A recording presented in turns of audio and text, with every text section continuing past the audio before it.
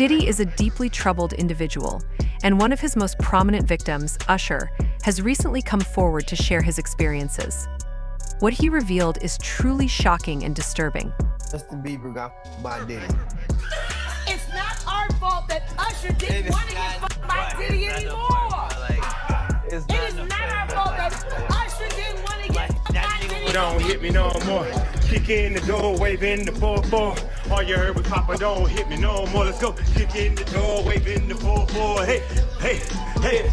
Feeling, and I felt a certain way when Usher got on Shay Shay, and I don't mean to mention other people's platforms, but he got on Shay Shay and he mentioned how great and how good Puff talking and everything. You know what I'm saying? About the business, right? I know, and people know, that was around that in that time that Puff and Usher did have a situation. And that situation led Usher to the hospital. That's right, Diddy did something so terrible to Usher that it resulted in him being hospitalized. Because I know the topic is sensitive. What happened to Usher? I heard about some music executive from the industry back in Harlem. You know, I heard it from some music executives back in Harlem. And I'm not gonna speak on their name. They doing programs and everything like that. And they may be doing something, they may speak on it themselves. But I heard it from some music executives. What did you hear?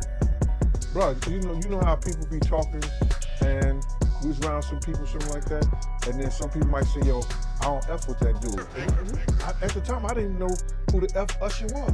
You know what I'm saying? It was one of those type of situations. And we'll probably say, yo, man, I don't F with them. I'm getting out that industry and everything like that. You know, Puff sent this little kid to the hospital. How you sent him to the hospital? Man, bleeding from the butt. And that's what was said. I didn't even have a name for the kid at the time. Then you heard, and that's what happened. And that's the background of this story, which dates back to when Usher was just 14 and full of talent.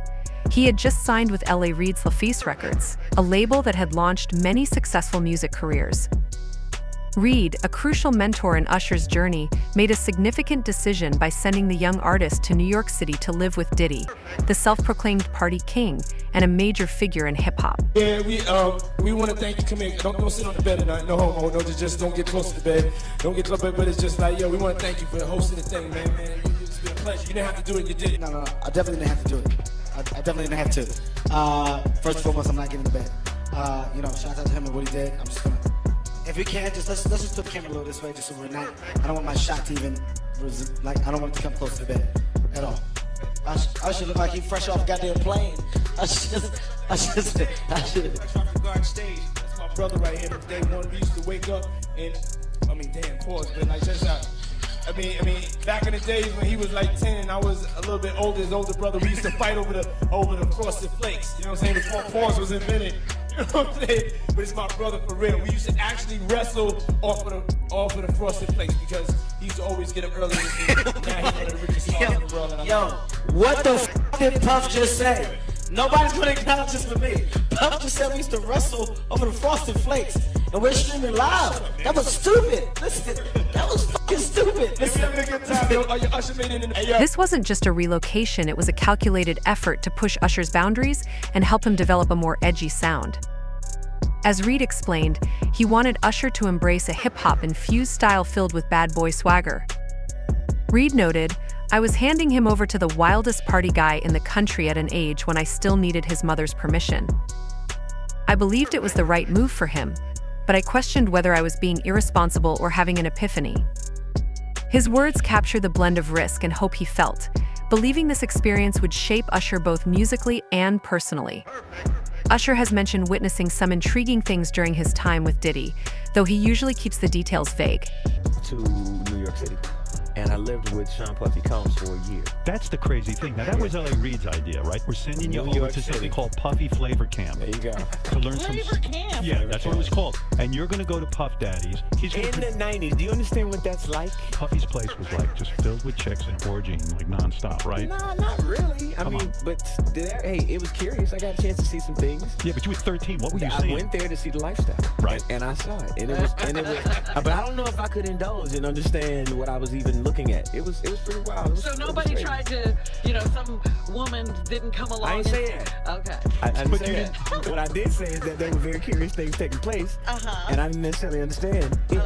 Biggie Smalls was there. Biggie Smalls was there. Lil' Kim, Craig Mack. All these people are hanging around. Yeah, man. Faith Evans, And your Jodeci, parents were Mary J. okay? Blige. They didn't know nothing about this shit. Oh. I was having a good time. You know what I mean? Does he have you doing any chores? Are you doing dishes at all? I mean, to keep you humble somewhat, or are you just like, could you stay up till 4 in the morning with them and party? I mean, I could. I actually stayed up longer than them. And do you have money? What's going on? I mean, I had like per diem. Yeah. I had like, What like a a living. life. Yeah, it's pretty crazy. 14 years old. You're a dad now. Would you ever send your kid to Puffy camp? Hell, Despite the challenges, the experience ultimately paid off. Reed later remarked that Diddy did exactly what he wanted for Usher, helping him develop a distinctive R&B sound. Diddy's influence was crucial in shaping Usher's artistic identity, fueling his transformation from a talented teenager into a music superstar. However, one has to wonder at what cost. This experience became intertwined with a larger trafficking conspiracy. He'd been trying to get to Bieber for a minute, and his management was backing him off. But it wasn't until Usher took over management and had guardianship and gave temporary guardianship to the diddler for 48 hours. Think about that. He'd already been to the hospital. That situation that Gene was talking about. And you still took Bieber there. But you got custody of him first. Diddy had already tried. They wouldn't let him. Actually, someone made reference to the fact that Diddy trying to get at Bieber the way he was trying to get at Bieber was looking a little predatory. And then Usher came in and discovered it, and managed him, and got custody of him, and promised to look after him. And then he sent him to the diddler. Does that sound like a good guy? Does that sound like a good guy? Now that we know what Diddy's really like. They're not seeing what the intentions was in his heart when he took Justin Bieber there. Let's be honest. He took Justin Bieber there. The official narrative states that Ella Reed revealed Usher introduced him to Justin Bieber when Bieber was just 14. In his 2016 memoir, Reed described how Usher presented Bieber to him as a gift, calling the young artist beautiful. Flown out to Atlanta by a manager. His name's Scooter Braun. Flown out to Atlanta just to meet with him and meet different producers and different people. I was actually going to meet Jermaine Dupri at his studio. And who rolls up? Usher in his Range Rover. Rolls up, and I was like, "Is that who I think it is?" And Scooter was like, "Yeah." And so I ran up to him and I was like, Usher, I love your songs. You want me to sing you one?" And he was like, "Let's just go inside, little buddy. It's cold out." So the politest possible way he could say no, he did. And I was like, wow, he just turned me down. And I was a little disappointed. He had to go into a studio session, so I was like, whatever. And a week later, he actually watched my videos with my manager and was like, oh my gosh, why didn't I let him sing? So flew me back to Atlanta where I got to meet him again, and he wanted to sign me. But there was something else. Justin Timberlake, right? Yes, Justin Timberlake also wanted to sign me. It was like kind of like, what happened was Justin Timberlake and Usher both went into a ring and boxed it out. And the outcome was Usher. I think it was Bieber, who skyrocketed to global fame at 15 with his debut single One Time in 2009, was first discovered by Scooter Braun at age 12 on YouTube, where he was covering songs by Usher and Chris Brown. However, it was Usher who truly gave Bieber his big break by introducing him to Reed, who then signed the young star to Island Records. In his memoir, Reed recounted his first encounter with Bieber, recalling a phone call from Usher in October 2008. Usher asked Reed if he would be in the office all afternoon because he had something special to show him at 4 p.m. When Usher arrived with the charming 14-year-old, Reed described Bieber as beautiful like a woman can be beautiful, and men rarely are. He remembered how Bieber immediately turned on the charm upon entering. Sound strange? That's because it was Usher was already being groomed and knew exactly what he was introducing Justin to. But how dare you say a man that groomed you, you gonna give him a pass? Bro, you know I know. Let me reframe you on something. Remember Usher? We was at the Swiss Hotel. Puff had Kim in the room. Had one of Keith Sweat's baby mothers in the big room outside the master bedroom. He came outside in his robe. She gave him a fellatio right there. His back was turned to me. She gave him a fellatio. You knocked on the door. I came and opened the door for you. Puff went in the room. You came in the room and kissed that girl dead in her mouth. Now I'm telling that because you taking up for somebody that you know and a lot of more people know didn't do you right when you was at Diddy camp. Bieber immediately sat down at the piano and began singing, effortlessly transitioning to guitar as if he were performing at a nightclub. Usher proudly introduced him, saying, "This is Justin Bieber." Reed was blown away, recognizing that Bieber was more than just a talented singer, he was a born entertainer. When Usher said he had a gift, he truly meant it. Reed decided to sign Bieber on the spot, although it took a few days to involve his nearly covered his eyes was just as significant as his songs and voice. This distinctive look quickly became a key part of Bieber's identity.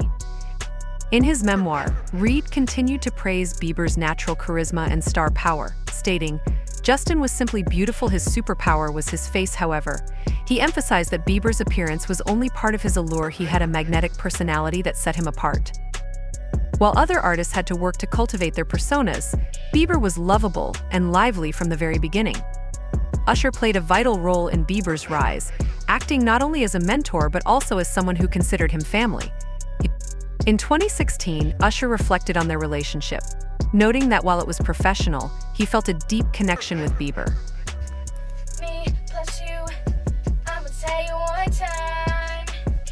I'ma tell you one time. I'ma tell you one time. One time when I met you, come on. Wow. I didn't mean to stop it like that, but this is only a tease. Ladies and gentlemen, introducing to you, Island Dare Chair recording artist, Justin Bieber. He's ready to go down. Just so you know, we're in the studio right now working on it. Get ready because it's gonna be big. Ain't that right, Justin? That's right. That's right, so look out, we're coming. Bieber quickly got involved with P. Diddy's inner circle, with Diddy serving as a mentor during those formative years. However, what Diddy didn't realize was that his grooming of both Usher and Bieber would eventually contribute to his downfall.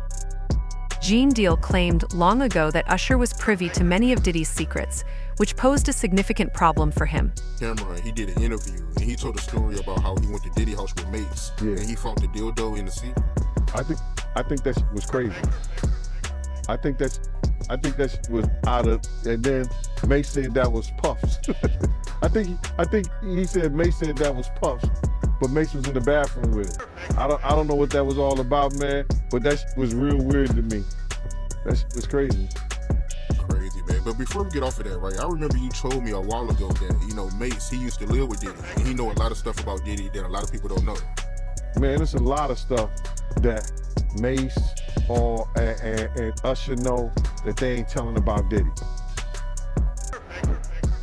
There's a lot of stuff that they know. Can you imagine, bruh? Can you really imagine? What you mean by Usher?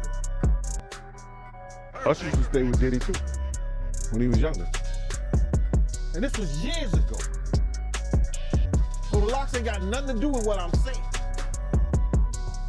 This the kind of, man, listen, it's crazy. Yeah, it is crazy. But I want to talk about this lawsuit right now, and I want to get your opinion. There's a part in this lawsuit where she alleges that she was at a dinner with Leo, Usher, and Jimmy Iovine, and Diddy. He punched Cassie in the stomach, and no one did anything. How do you feel about that? They were part of the dinner, and they watched Cassie get abused in front of Puffy abused Cassie in front of them. And neither one of those men, and they probably security was around too, did nothing to stop what he had did to Cassie. Now that's just crazy right there, bro. That is just crazy. Usher probably got a daughter. Leo probably got kids, I don't know. Jimmy Iovine, you know, he take about 15, 20 scoops of sugar in his coffee. So, all those cats there, supposed to be men, watch that lady get abused right there in public, and they did nothing, brother. They did nothing. That goes to show you the power they had mentally over them. Here's a woman witnesses, and this witnesses it, and said, they said nothing. Yo, man, stop, don't do that. Yo, not here, bro. Easy, nothing. Don't do nothing, say something. She said they didn't do anything and they didn't say nothing. That's the bad thing about it. If you're not gonna do nothing, open your damn mouth and say something.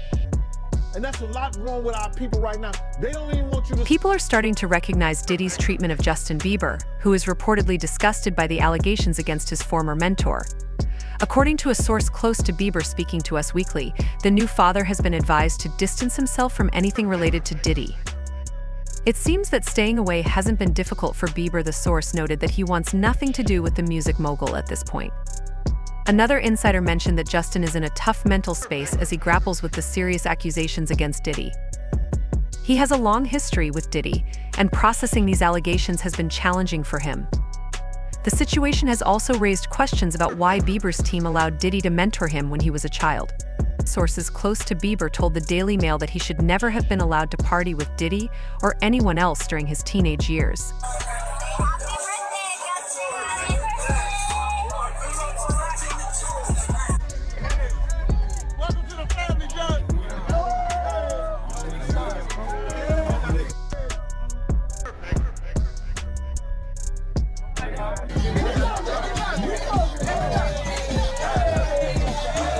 These sources claim that Bieber was effectively thrown to the wolves by his mother, Patty Millette, and his largely absent father, Jeremy Bieber. They also highlight Usher, whose label Bieber was signed to, as bearing some responsibility. One widely discussed incident from November 2009 involved the 15-year-old Bieber spending a notorious 48 hours at Diddy's home, reportedly unsupervised. Yeah, so as soon as you turn 16, I'm saying I'm gonna let you rock this every time you do that. Yeah, it'll be yours. So, makes a little dusty,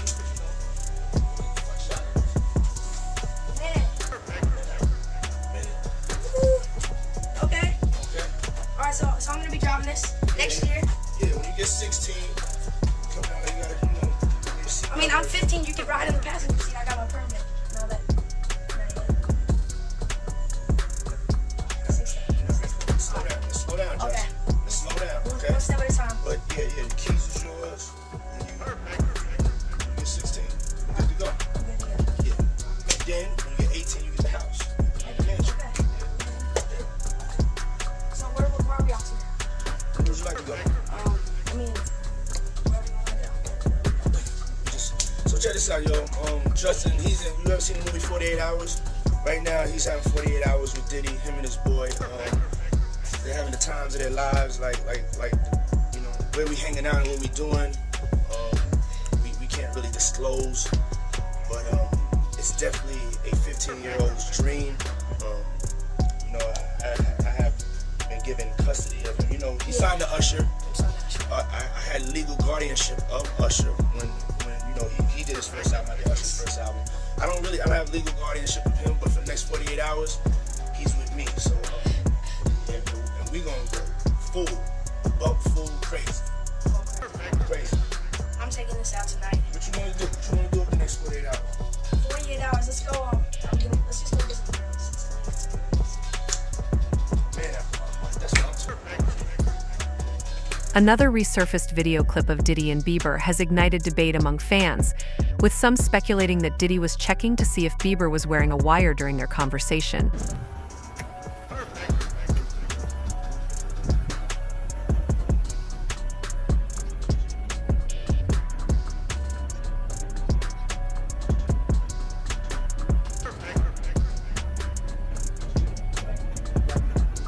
Another video features Diddy asking Bieber why they don't hang out anymore. Back different, huh?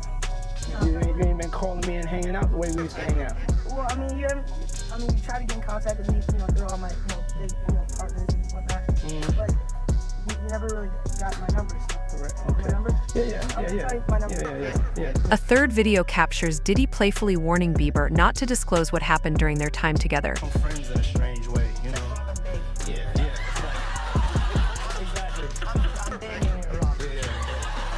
No, I mean, to a lot of us, he's like a little brother. You know what I'm saying? He's not afraid to call and ask for advice. He's somebody that, in the industry-wise, the record industry is a strong family.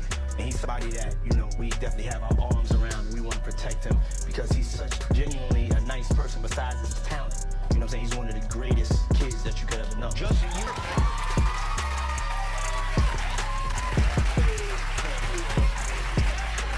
Diddy bought his son a Bentley. Maybe, he could buy you one also. Got me a Lamborghini. Well, that's nice. I haven't gotten it yet, though. Yeah, I know. When is that coming, that Lamborghini? We talked about this last time. the Lamborghini for a day or two, and he got access to the house, and he knows better than to be talking about the things that he does with Big Brother Puff on national television. In fact, many have suggested that Diddy likely didn't limit his influence over Justin to just their time together. They speculate he could have also exploited him in Hollywood. Given the disturbing history of Hollywood's treatment of young talent, this theory doesn't seem too far-fetched. Interview 15. Justin Bieber and Usher aren't the only ones who have been groomed by Diddy during their formative years. Freddie P claims that Diddy also groomed his own child.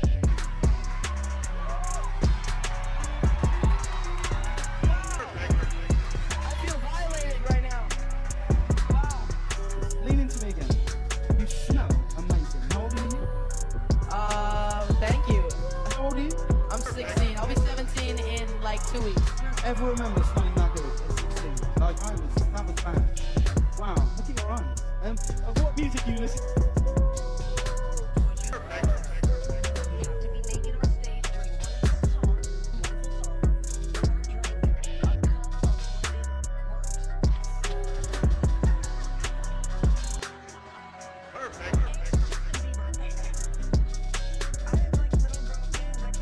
You guys never gave me the sex talk.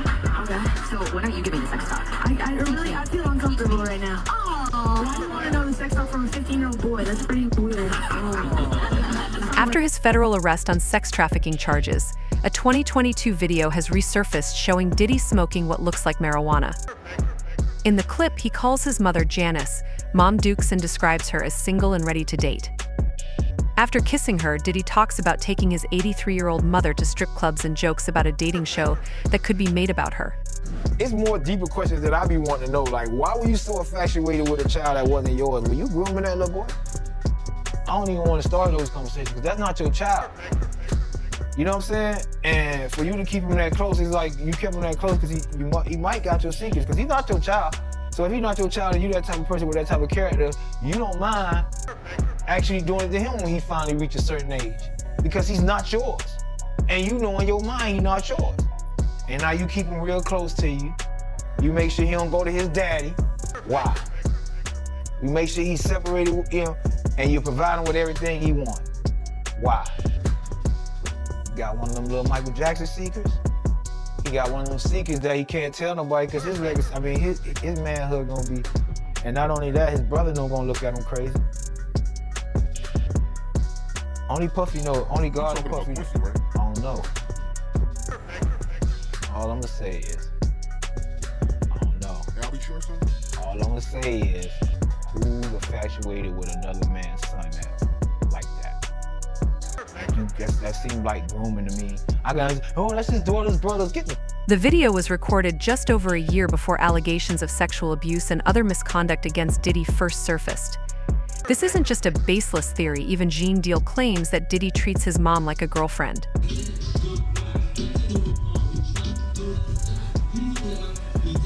My mom's gorgeous. Let me introduce you to my mom. Call Mom Dukes. She's getting a drip with me. She's hydrated. What's up, Mom? Yeah. Love you too.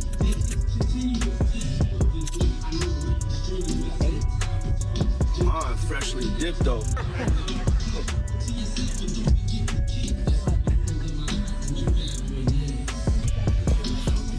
I was just trying to show you.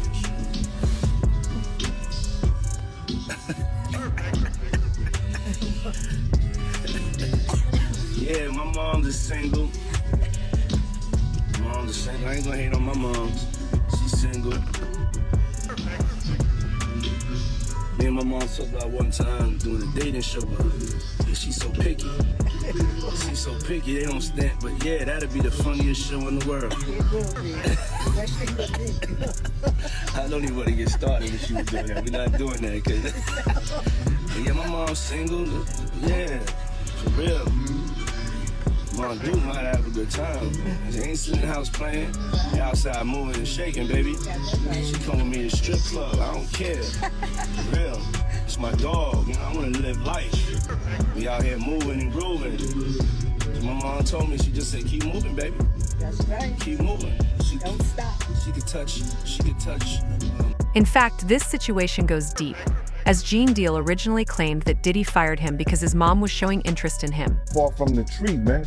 You gotta realize that. You know, he didn't get all this from his daddy, because he didn't know his daddy, even though they try to say his daddy was some big-time drug dealer in the whole 9 yards. You understand? He didn't get this from his daddy. You gotta realize, man, you know, his mother had a modeling agency, and it was alleged that it was also ladies of the night, a prostitution ring too, or these ladies were doing things other than modeling. So the apple don't fall far from the tree. Yeah. So now you gotta understand this, and looking at her and some of the stuff that he was saying, and their relationship has changed since I knew them, since I was around them. You understand? This man was talking about that his mother could take her palms and bend over and put them down on the floor. Not bend over, but she could stand straight up and put her palms on the floor, bro.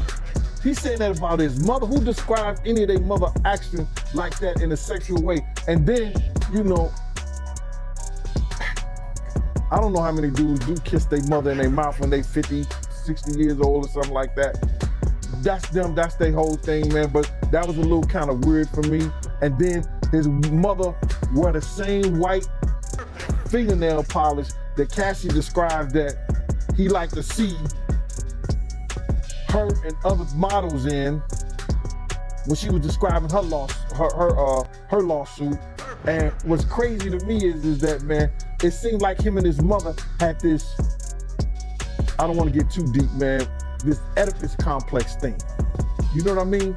And a lot of people going to say, yo, Oedipus complex. Well, let me just tell you a brief story so you'll know.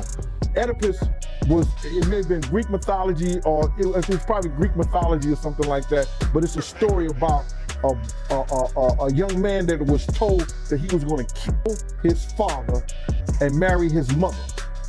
So on the way, this young man had grown up, you know, he didn't know that he was an orphan and then was adopted by a family.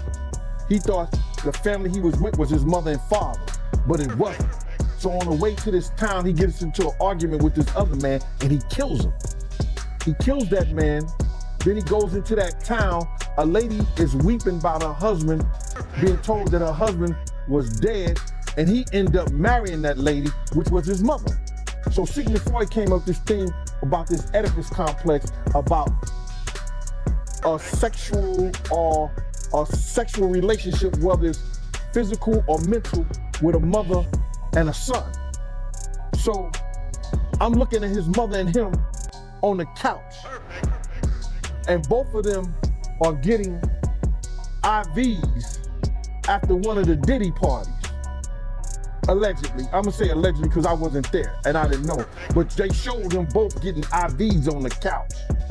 So my whole thing about this thing is that I'm not saying that she was ever at a freak off, she was ever at that type of party. But you can't tell me Miss Janice Combs, who was always at the regular parties, didn't know nothing about the freak off parties. This is the same dude, bruh, that used to disrespect his mother. So I seen the love now that they have for each other only on film and camera. You know, on the YouTube or Instagram or wherever they were showing it and stuff like that. But this the same guy that Kirk Burrows once told me he slapped his mother. And I told everybody, had I known he slapped his mother after I told Kirk Burrows, Kirk told me after I straightened his ass out for cussing his mama out. His mother came in the limousine and he was on the phone and she said, yo, why don't you tell these people like that? And he just cussed her clean out like on some, didn't I tell you to stay out my motherfucking business? And I was like, yo, I was shocked. She didn't say nothing. I said to him, I said, yo, boy, let me tell you something. If you ever cuss your mama again, I'm gonna beat the shit out you. You ain't gonna bring nothing but bad luck to us treating your mama like that. So I guess he ain't treating his mama like that no more.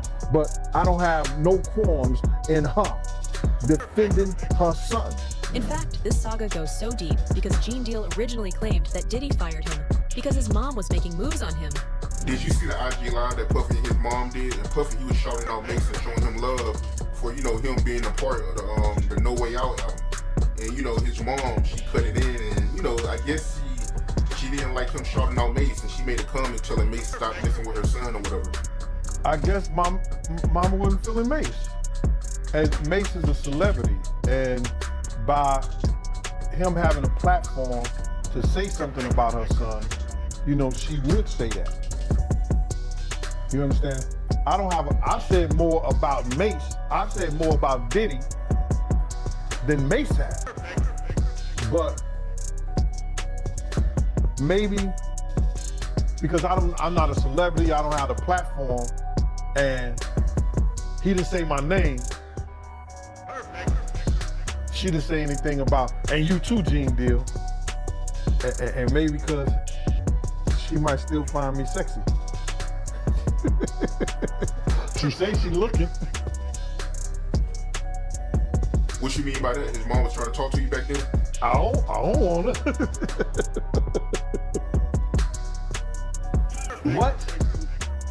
What? That's how we fell out, bruh. That's how we fell out. You don't know? I thought you watched the Gene Deal show, Art. Man, tell me about that. Y'all didn't know that. Oh my God. Yo, one day, Puff and Justin was in the office, right? And sometimes I gotta watch Justin, but since grandma up there, you know, she watching Justin, I still gotta keep my eye on Puff. You know what I'm saying? Because you don't know who security gonna let up sometimes, and this, that, and the third. So, it used to like, she used to have a restaurant, and she used to bring food up to the office and give it to people, right? So, this one particular time, you know, she used to always like do innuendos to me. Gene, why you don't never Gene, why you don't never, Gene, why you don't like this? But I never even, you know, paid her any attention because it's always Miss Combs. It ain't Mama Combs, it ain't Janice, it's Miss Combs. You understand? I gave her that respect. But she used to always throw in the windows, and you know when somebody find you somewhat attractive. And then because I used to get in Puff's ass, because Puff used to be disrespectful around his mother. You understand? I'm glad they got a better relationship and they got a better understanding, because she know I said it before. You understand? When he cursed out, we was getting in the limousine, this when the office was on 19th Street and 5th Avenue. He said, didn't I tell you to stay out my motherfucking business? He was talking to his mother. And I said, boy, let me tell you something. If I ever hear you cuss your mother again, I'm gonna beat the shit out you. You ain't gonna bring nothing but bad luck to us. Don't you ever cuss your mother again. What is happening here? How is all of this going on in plain sight without anyone noticing? I told her to stay out my business. You wouldn't have no business if it wasn't for her. I'm not playing with you, man. Now you need to apologize to her. She slammed the door, because she was gonna get a limo with us at this time. She just left and went the other way. Now, we was in the office one time. This one time, Justin, she brought some food up. And she like, Gene, I need you to go downstairs and get this food out the the truck or the van or whatever she had on down there. I need to get out there. I said, and all these people's in the office. There's 1,000 interns that could have did that shit. But I know she just she wanted to show that she had power over me, and I would never give her no power over me. You understand? Because she used to always ask me to do shit. I know what, she probably really wanted me to do, but I wasn't feeling that. So now, I'm sitting there like, no, I'm not doing that. I'm not here for that. So she got all riled up. Everybody do what I tell them to do except you. Who do you think you are? Something like that. I said, I'm here for Puff. Anything happen to him while I go down there getting your food, it's a situation. Puff overheard the thing. And Puff came out and said, yo, I'm tired of this. I'm tired of this. Why you always messing with Gene? Leave Gene alone.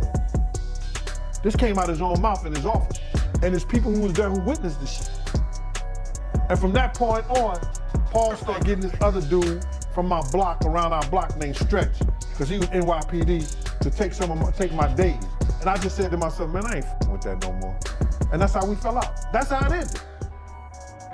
That's how it ended. So she was trying to get at you on the low. She was trying to come on to you. That's why she kept messing with you. But she wasn't going for it. You wasn't checking for it like that. You wasn't interested. Not at all. Nah, I was gonna knock the dust off that, brother. Not me. You didn't find her attractive? No, not at all. Yeah, the whole family situation is pretty messed up, and that's not even considering the lawsuit involving his sons. How do you think things will turn out for Diddy? Let us know in the comments below. Thanks for watching, and we'll see you in the next video.